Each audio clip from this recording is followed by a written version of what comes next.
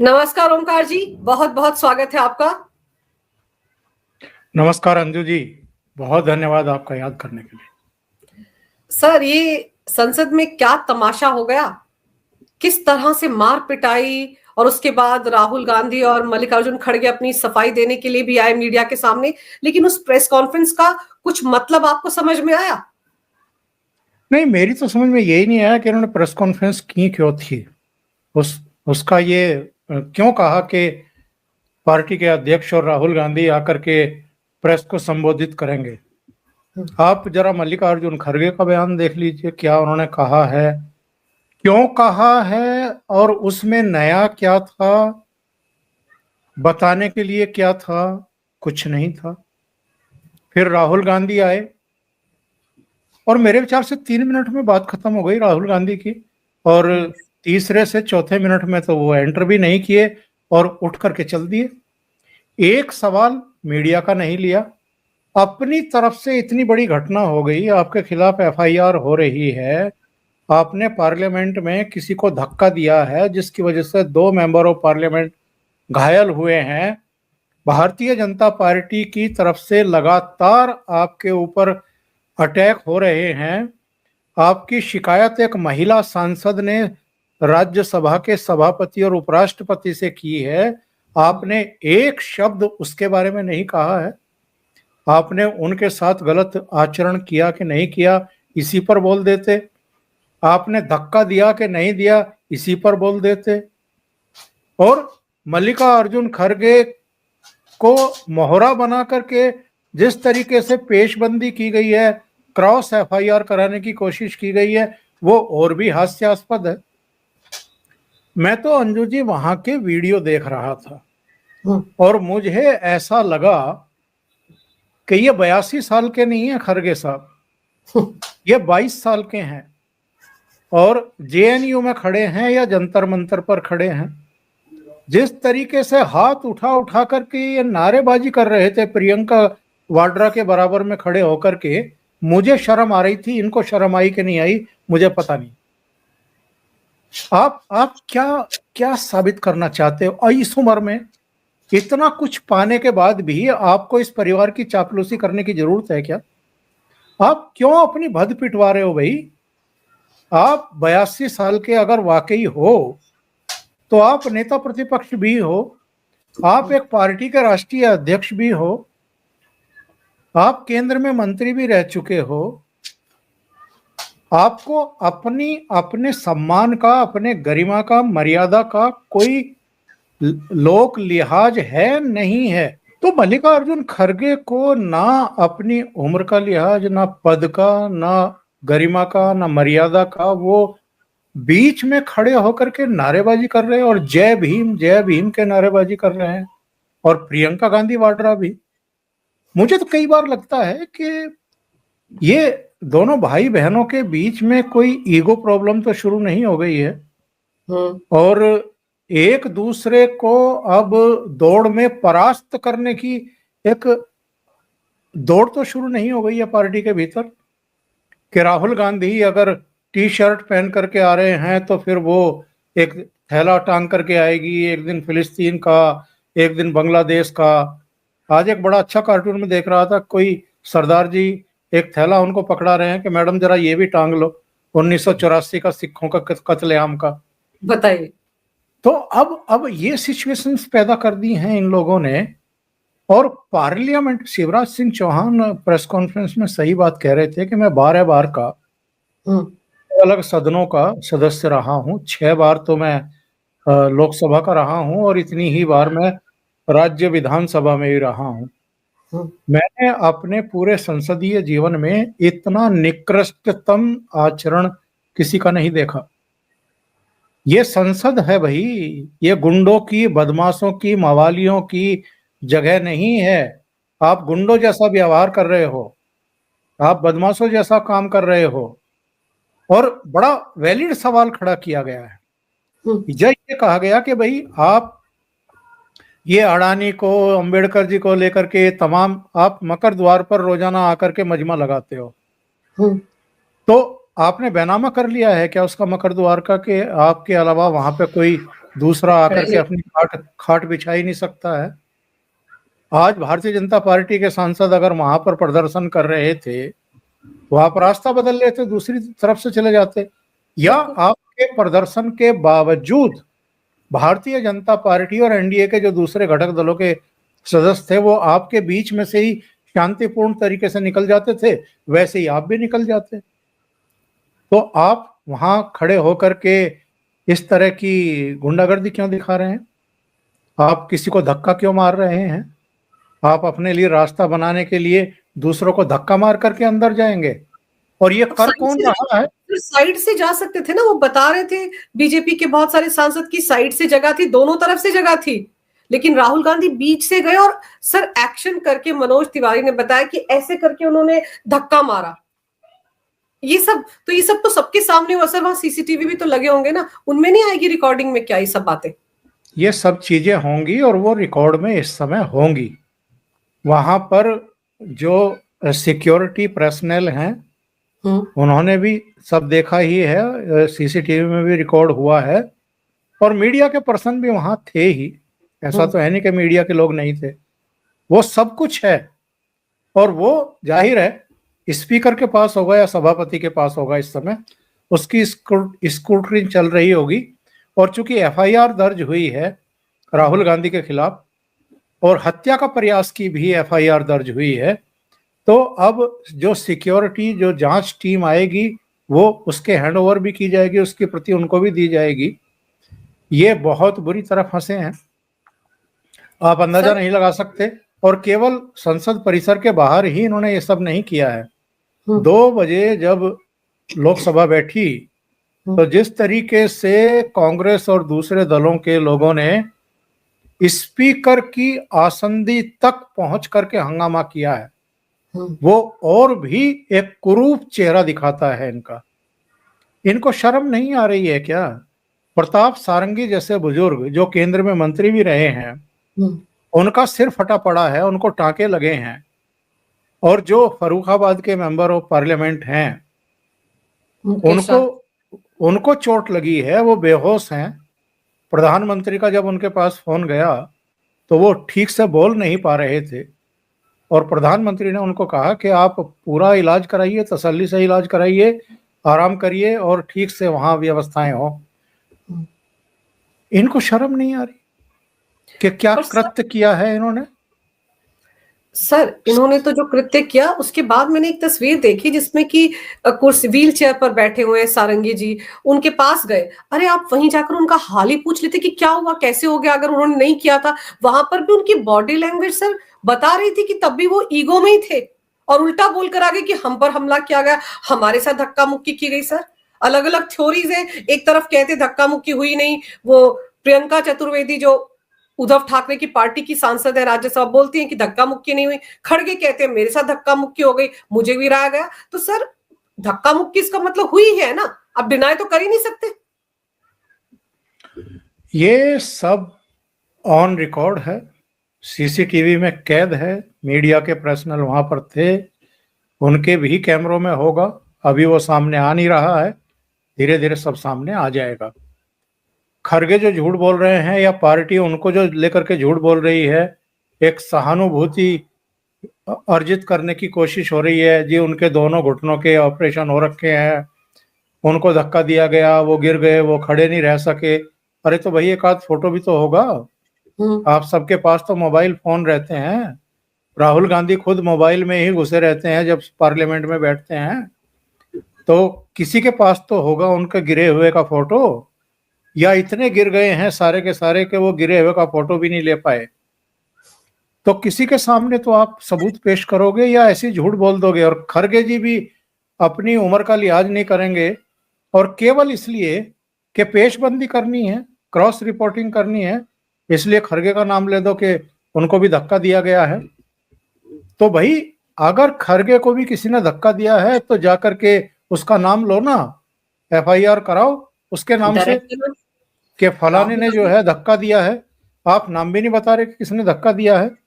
जैसे भारतीय जनता पार्टी की तरफ से राहुल गांधी को नेम्ड करते हुए एफआईआर दर्ज की गई है, कराई गई है, ऐसे ही आप भी कराओ जाकर के। बिल्कुल पर सर, ये तो धक्का मुक्की वाला मामला हो गया, लेकिन जो एक राज्यसभा सांसद है कोन्याक, नागालैंड से एसटी है, बीजेपी की सांसद है, उन्होंने भी तो सभापति के पास जाकर लिखित में शिकायत की है कि राहुल गांधी इतने क्लोज आ गए थे उनके कि वो बड़ी एम्बैरेस हो गई थी और उनको उन पर चिल्लाए हैं।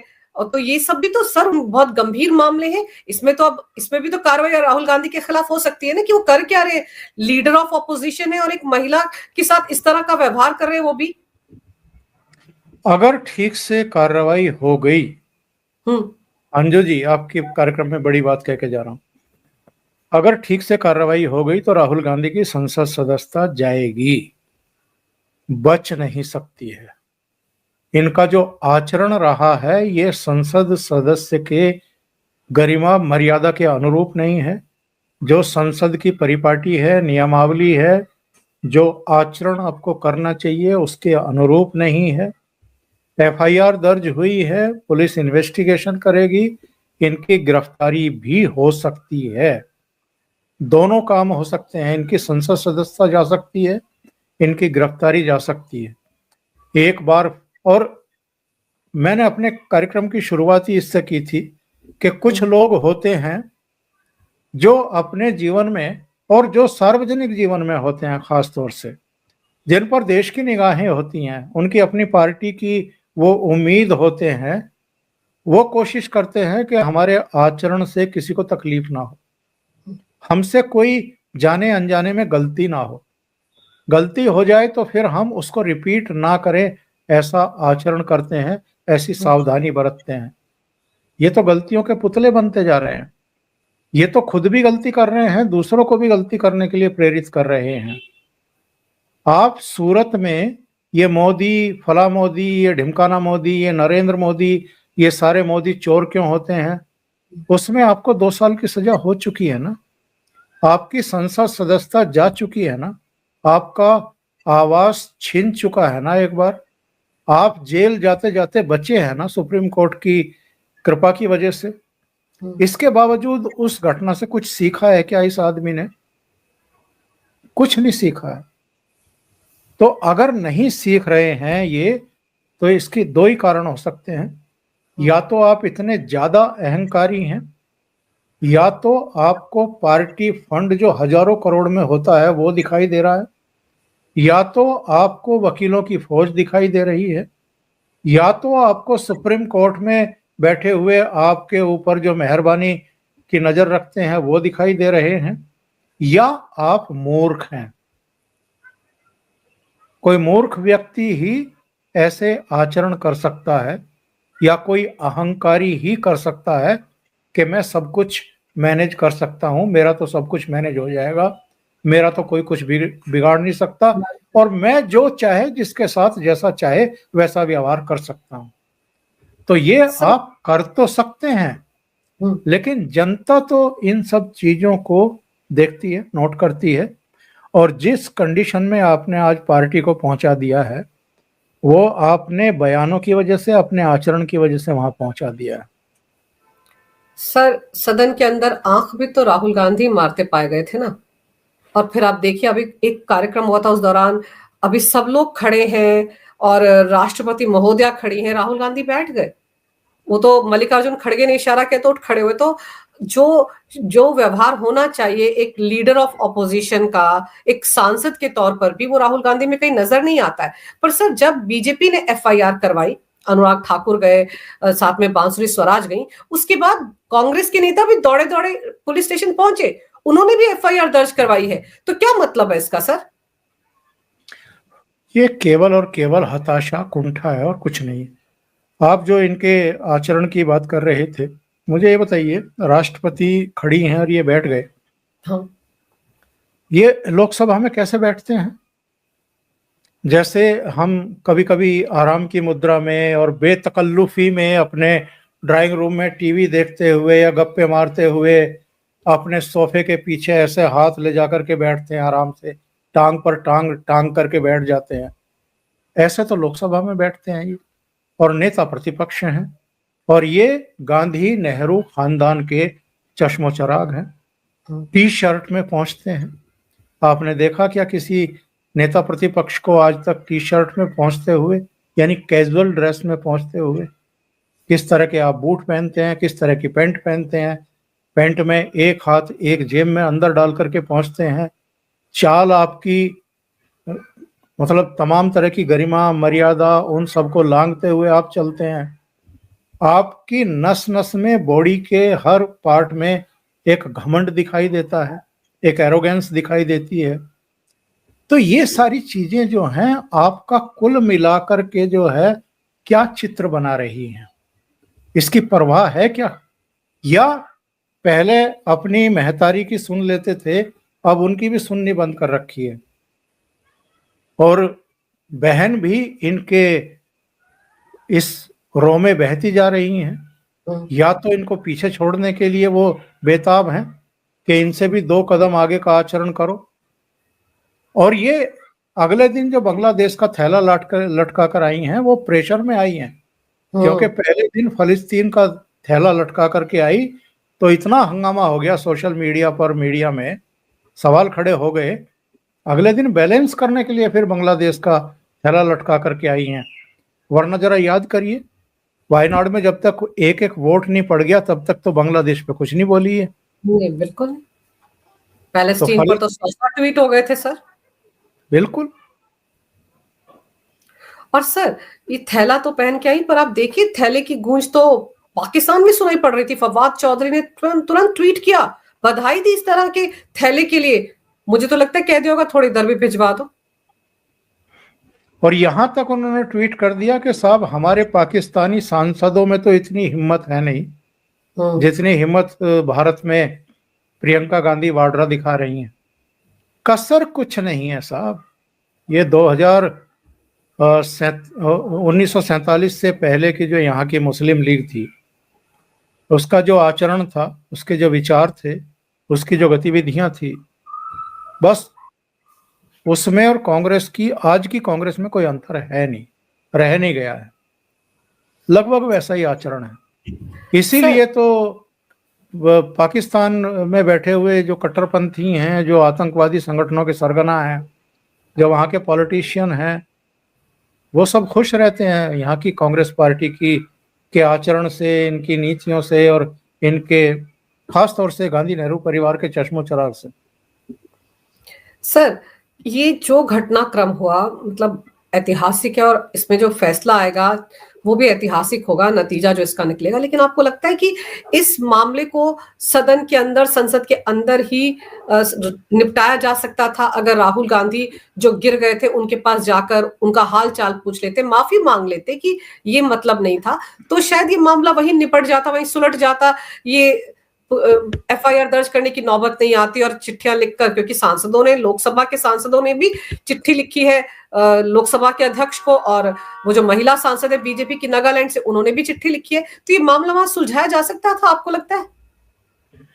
अगर मेरे चाचा चाची की मूछें होती तो मैं उनको चाचा कहता। तो ये ऐसे ही है। अगर इतनी समझदारी होती तो ये वहां जाकर के किसी को धक्का ही नहीं मारते।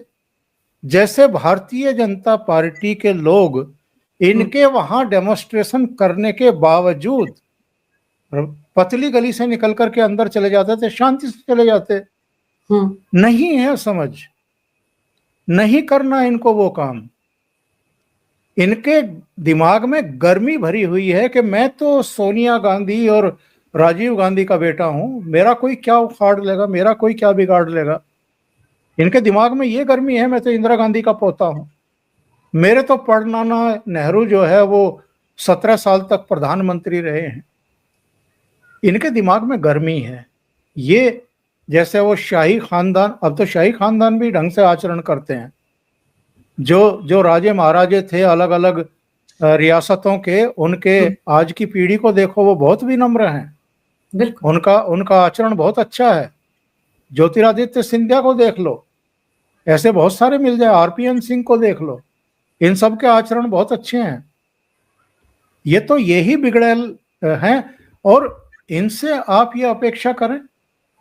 इनको तो अगर पहले तो वहीं जब ये गए थे और निशिकांत दुबे इनको सुना रहे थे कि आपको शर्म आनी चाहिए, आपने इस तरह का बिहेव किया, धक्का दिया।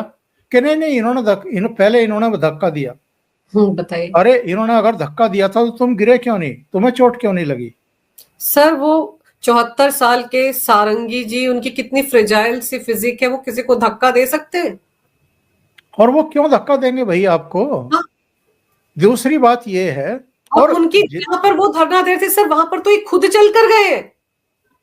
एग्जैक्टली मैं कहता हूं कि वहां भी चलो आपने माफी नहीं मांगी, इसके बाद इनको कोई इतनी अकल देने वाला नहीं था कि आप वहीं चले जाओ राम मनोहर लोहिया अस्पताल, हाँ जहां बाकी लोग जा रहे हैं, एक बार जाकर के जरा हालचाल ही पूछ लो, बिल्कुल। तो भी नेता आपके कुछ प्रतिपक्ष पाप है धुल आप, जाते। लीडर ऑफ ऑपोजिशन है सर, आपकी जिम्मेदारी भी बनती है, कर्तव्य है आपका।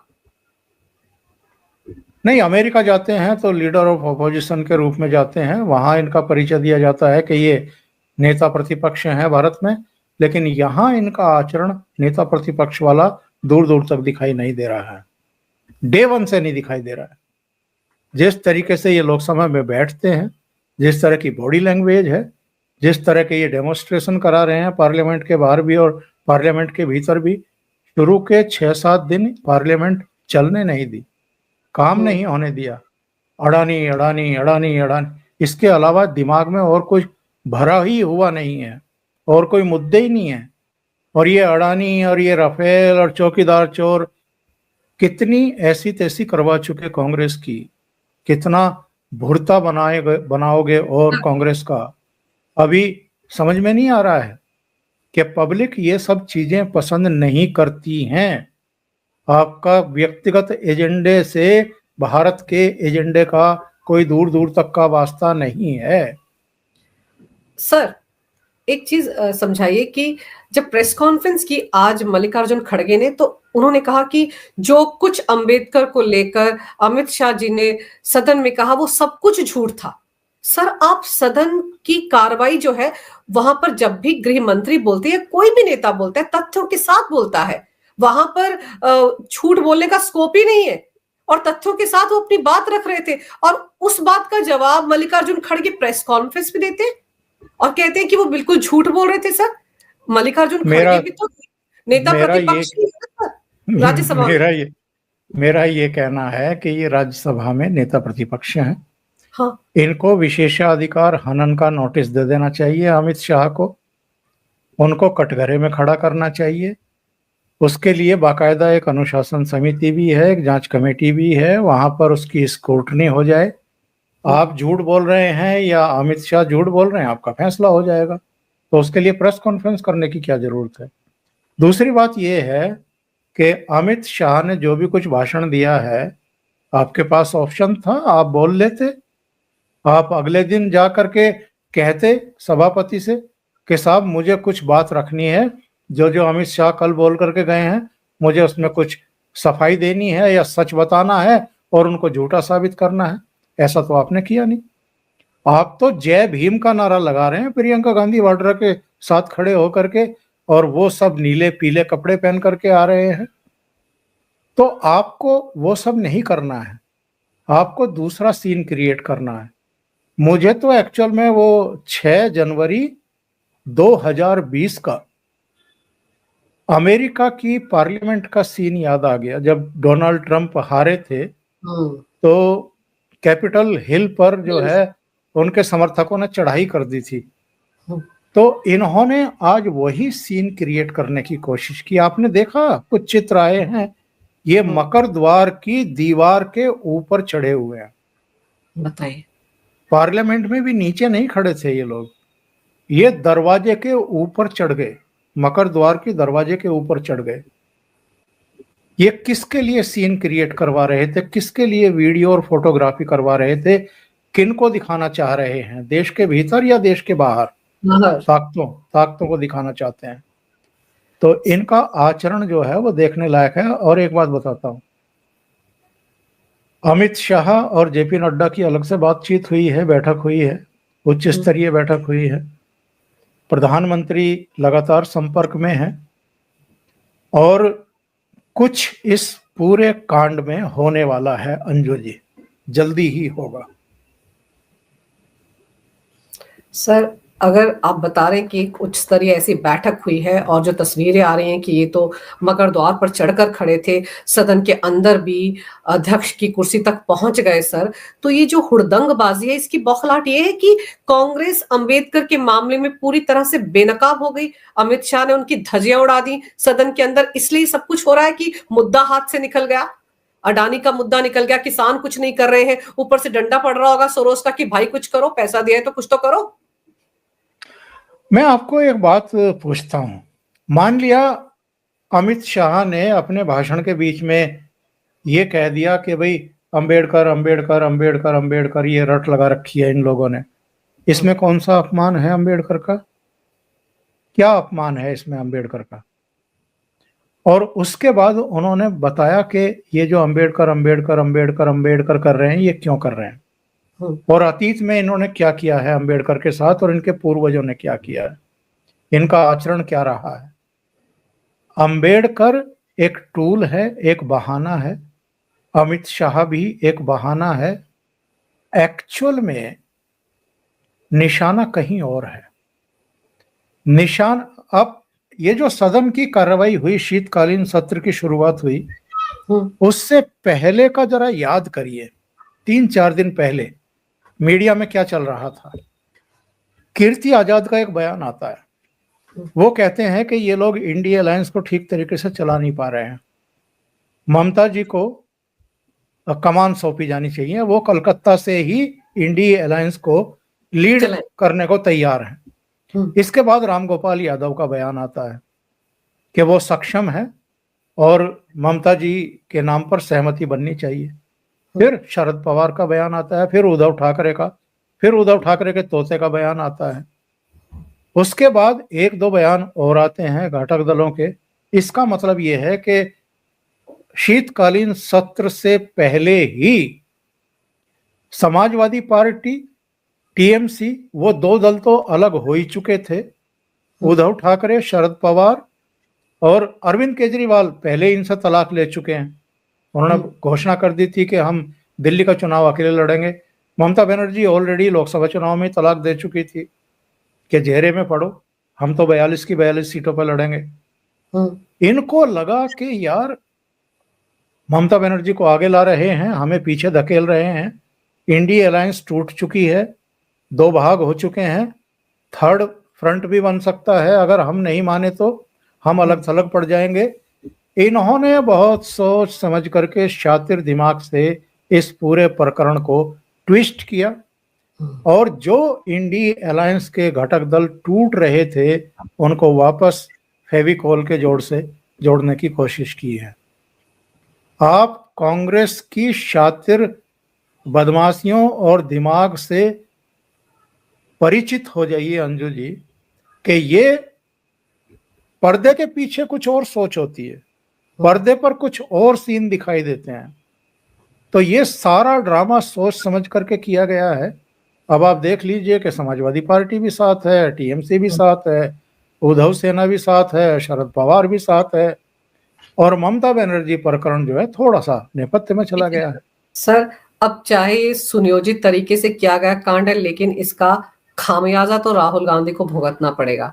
लिखित में शिकायतें लोकसभा के अध्यक्ष के पास भी पहुंची हुई हैं, और एक महिला एसटी सांसद है राज्यसभा की नागालैंड से, उन्होंने क्या कुछ कहा है, कितने सीरियस ऑफेंस इन पर लगाए हैं, उसका खामियाजा भी इनको भुगतना पड़ेगा। और एफआईआर बाहर अलग से दर्ज होगी, जिसमें आप बता रहे हैं कि हत्या की कोशिश का नाम मामला भी धारा भी लग गई है, और सीधे सीधे बीजेपी ने तो राहुल गांधी का ही नाम लिया है। इन्होंने जो अपनी एफआईआर करवाई उसमें तो किसी का नाम भी नहीं है। तो मामला बहुत सीरियस हो गया, और आप सही कह रहे हैं कि कुछ इस मामले में बड़ा होने वाला है। तो चलिए देखते हैं क्या कुछ होता है। लेकिन मामले की तमाम बारीकियों को जिस तरीके से आपने मेरे दर्शकों को समझाया, ओमकार जी, मेरे लिए समय निकाला, आपका बहुत बहुत धन्यवाद। बहुत नमस्कार। नमस्कार।